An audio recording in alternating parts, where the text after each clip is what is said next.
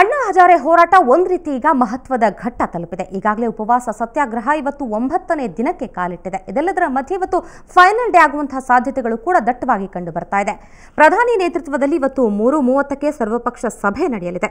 ಇದರ ಬೆನ್ನಲ್ಲೇ ರಾಮಲೀಲಾ ಮೈದಾನಕ್ಕೆ BJP fire brand Varun Gandhi ಆಗಮಿಸಿ ಅಣ್ಣಾ ನಿರಶನಕ್ಕೆ ಬೆಂಬಲ ವ್ಯಕ್ತಪಡಿಸಿದ್ರು. ಅಷ್ಟೇ ಅಲ್ಲ, ಅಣ್ಣಾ ಜೊತೆ ಧರಣಿಗೆ ಕುಳಿತರು. ಸಾಮಾನ್ಯ ಪ್ರಜೆಯಾಗಿ ನಾನು ಇಲ್ಲಿಗೆ ಬಂದಿದ್ದೇನೆ, ನನ್ನ ಭೇಟಿಯ ಹಿಂದೆ ಯಾವುದೇ ದುರುದ್ದೇಶ ಇಲ್ಲ ಅಂತ ವರುಣ್ ಗಾಂಧಿ ಹೇಳಿದರು. ಜನಲೋಕಪಾಲ್ ಮಸೂದೆ ಬಗ್ಗೆ ಒಲವು ತೋರಿದ್ದು ಸಂಸತ್ತಿನಲ್ಲಿ ಖಾಸಗಿ ಮಸೂದೆಯನ್ನು ಮಂಡಿಸಲು ವರುಣ್ ಮುಂದಾಗಿದ್ದಾರೆ.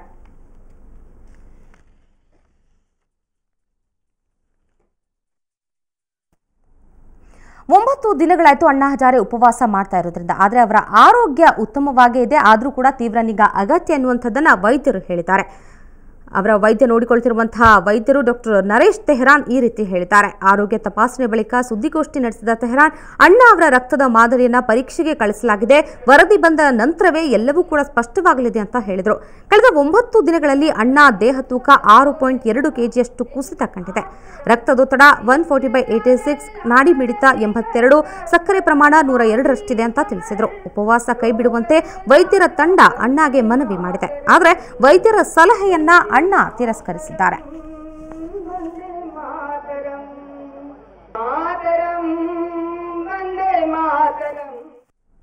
ಇದೀಗ ಬಂದ ಮಾಹಿತಿಯಂತೆ ಅಣ್ಣಾ ಹಜಾರೆ ಅವರ ಆರೋಗ್ಯ ಮತ್ತಷ್ಟು ಬಿಗಡಾಯಿಸಿದೆ.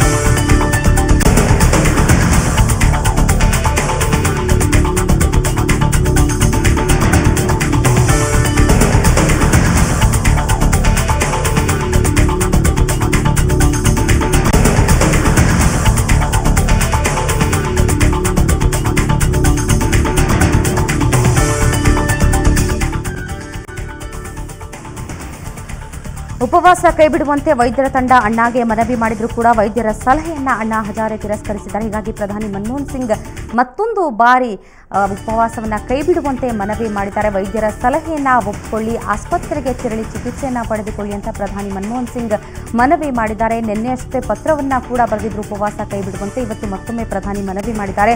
ಅಣ್ಣಾ ಆರೋಗ್ಯ ಸ್ಥಿತಿ ಮತ್ತಷ್ಟು ಬಿಗಡಾಯಿಸಿದ ಹಿನ್ನೆಲೆಯಲ್ಲಿ ಅಣ್ಣಾ ಆರೋಗ್ಯದ ಬಗ್ಗೆ ತೀವ್ರ ಕಾಳಜಿ ವ್ಯಕ್ತವಾಗ್ತಾ ಇದೆ. ಕನಿಷ್ಠ ಪಕ್ಷ ಗ್ಲೂಕೋಸ್ ಆದರೂ ತೆಗೆದುಕೊಳ್ಳಿ ಅಂತ ಮನವಿ ಮಾಡಲಾಗಿದೆ.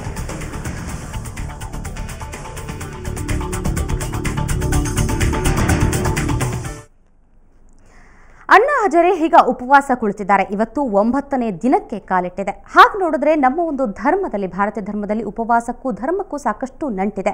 ಯಾವ್ಯಾವ ಜಾತಿಯವರು ಹೇಗೆ ಉಪವಾಸ ಮಾಡ್ತಾರೆ, ಉಪವಾಸಕ್ಕೆ ಏನು ಹಿನ್ನೆಲೆ ಇದೆ, ಉಪವಾಸದಿಂದ ದೇಹದ ಆರೋಗ್ಯದ ಮೇಲೆ ಯಾವ ರೀತಿ ಪರಿಣಾಮಗಳು ಉಂಟಾಗುತ್ತೆ, ಬನ್ನಿ ನೋಡೋಣ ಒಂದು ವರದಿಯನ್ನ.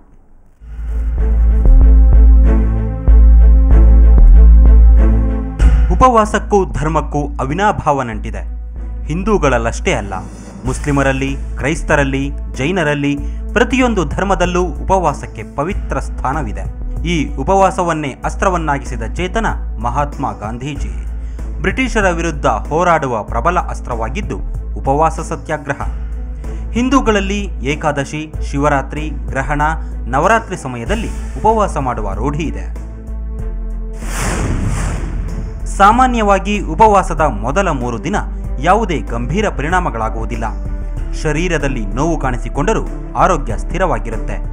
ಶರೀರದಲ್ಲಿ ಸಂಗ್ರಹವಾಗಿದ್ದ ಶಕ್ತಿ ಕರಗಲಾರಂಭಿಸುತ್ತೆ. ನಮ್ಮ ಕಿಡ್ನಿಗಳಲ್ಲಿ 18ರಿಂದ 24 ಗಂಟೆಗಳಿಗಾಗುವಷ್ಟು ಶಕ್ತಿ ಸಂಗ್ರಹವಾಗಿರುತ್ತೆ. ಆ ಶಕ್ತಿ ಮೊದಲ 3 ದಿನಗಳಲ್ಲಿ ಕರಗುತ್ತೆ. ಉಪವಾಸ ಶುರುವಾದ ಮೇಲೆ 4ನೇ ದಿನ ರಕ್ತದೊತ್ತಡ ಏರುಪೇರಾಗುತ್ತೆ. ದೇಹದಲ್ಲಿ ಆಸಿಡ್ ಉತ್ಪಾದನೆ ಹೆಚ್ಚುತ್ತಲೇ ಹೋಗುತ್ತೆ. ದೇಹದಲ್ಲಿರುವ ಕೊಬ್ಬಿನ ಅಂಶ ಕರಗಲು ಶುರುವಾಗುತ್ತೆ. ಸಕ್ಕರೆ ಪ್ರಮಾಣ ಹತೋಟಿ ತಪ್ಪುತ್ತೆ, ಏರುಪೇರಾಗುತ್ತೆ. ಹೃದಯ ಬಡಿತ ಮತ್ತು ರಕ್ತ ಸಂಚಲನ ಪ್ರಕ್ರಿಯೆಯಲ್ಲೂ ಏರುಪೇರುಗಳಾಗುತ್ತವೆ. ಉಪವಾಸದ 5ನೇ ದಿನ ನಿಜವಾದ ಸಮಸ್ಯೆಗಳು ಶುರುವಾಗುತ್ತವೆ. 5ನೇ ದಿನದ ಹೊತ್ತಿಗೆ ದೇಹದಲ್ಲಿನ ಹಸಿವು ನಿಂತು ಹೋಗುತ್ತೆ. ಬದಲಿಗೆ ಗ್ಯಾಸ್ಟ್ರಿಕ್ ಶುರುವಾಗುತ್ತೆ. ದೇಹದಲ್ಲಿನ ನೀರಿನ ಪ್ರಮಾಣ ಕಡಿಮೆಯಾಗುತ್ತೆ. ಮೂತ್ರ ವಿಸರ್ಜನೆ ಕಷ್ಟವಾಗುತ್ತೆ. ನೀರು ಕುಡಿಯಬೇಕು. ಇಲ್ಲದಿದ್ದರೆ ಉಪವಾಸ ಮಾಡುತ್ತಿರುವ ವ್ಯಕ್ತಿಗೆ ತನ್ನದೇ ಮೆದುಳಿನ ಮೇಲೆ ನಿಯಂತ್ರಣ ತಪ್ಪುತ್ತೆ.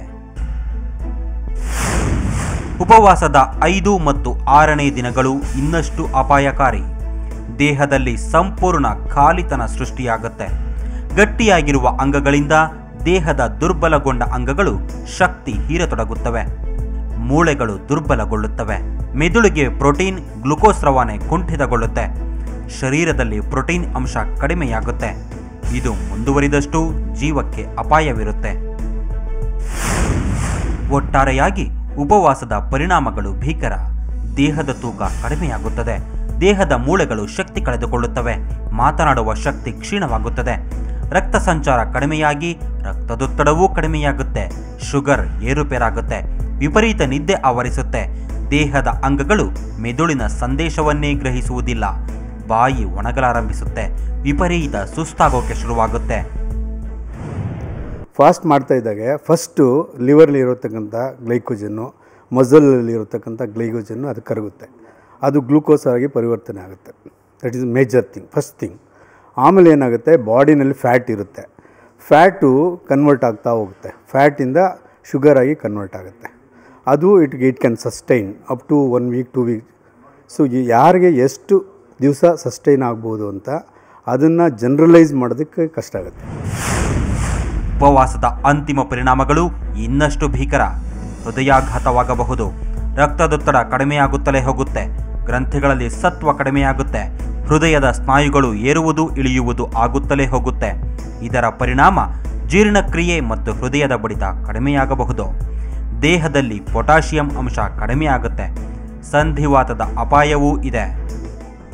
Old age people ಮಾಡೋಕ್ಕೆ ಆಗಲ್ಲ. It's very impossible. And if they start doing that, ಬೇಗ ಕಾಂಪ್ಲಿಕೇಶನ್ ಶುರು ಆಗೋಕ್ಕೆ it's a easy method for the brain cells to get damage. Neuromuscular coordination ಆಗಲ್ಲ. ತಿರ್ಗಾ ನರ್ವ್ ಸೆಲ್ಸ್ ಡ್ಯಾಮೇಜ್ ಆಗುತ್ತೆ. ಹಾರ್ಟ್ ತಿರ್ಗಾ ಫಂಕ್ಷನ್ ಸರಿಯಾಗಿ ಆಗಲ್ಲ. It's very immune. ಯಾಕಂದರೆ ಬಾಡಿ ತುಂಬ ಅಡ್ಯಾಪ್ಟ್ ಆಗಿರುತ್ತೆ. ಈ ಉಪವಾಸದ ದೀಕ್ಷೆಗಳು ಹೆಚ್ಚು ಕಂಡುಬರೋದು ಜೈನ ಧರ್ಮದಲ್ಲಿ. ಜೈನ ಧರ್ಮದವರಲ್ಲಿ ಉಪವಾಸ ಹೆಚ್ಚು ಕಟ್ಟುನಿಟ್ಟು. ಉಪವಾಸದ ಸ್ವರೂಪಗಳೇ 16 ಅದರಲ್ಲಿ ಒಂದು ಚಾವಿಹಾರ್ ಉಪವಾಸ. ಇದು ಸೂರ್ಯೋದಯದಿಂದ ಇನ್ನೊಂದು ಸೂರ್ಯೋದಯದವರೆಗೆ ಅನ್ನ ನೀರು ಸೇವಿಸುವಂತಿಲ್ಲ. ಇನ್ನೊಂದು ದಿವಿಹಾರ್ ಉಪವಾಸ. ಬಿಸಿ ನೀರು ಮಾತ್ರ ಕುಡಿಯಲು ಸಮ್ಮತಿ ಇದೆ. ಅಂತಿಮವಾಗಿ 2 ಉಪವಾಸಗಳಿವೆ. ಒಂದು ಸಲ್ಲೇಖನ.